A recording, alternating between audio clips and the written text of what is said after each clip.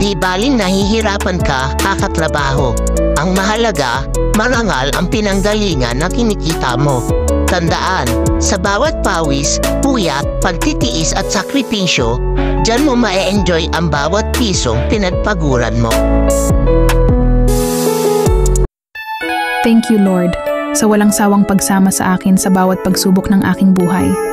Sa gitna ng paghihirap at pangamba, hindi mo ako iniwan. Salamat sa iyong gabay na nagbigay sa akin ng lakas upang magpatuloy. Sa iyong pagmamahal, natutunan kong magtiwala at lumaban. Sa bawat luha at pagsubok, ikaw ang naging aking kanlungan. Sa iyong mga kamay, alam kong may bagong simula at mas matatag na bukas. Patuloy akong susunod sa iyong kalooban dahil alam kong ang iyong plano ang pinakadakila.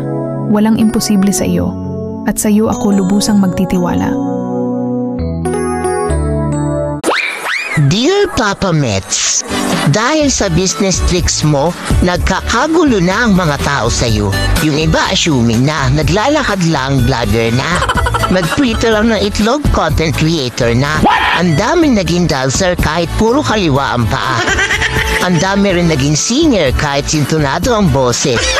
Pati ako naloko sa'yo kung sana umabot sa punto na pati ang kan ko kahiya ako sa post kong kung ano-ano para lang mapansin mo. Yours truly, Creator Mo.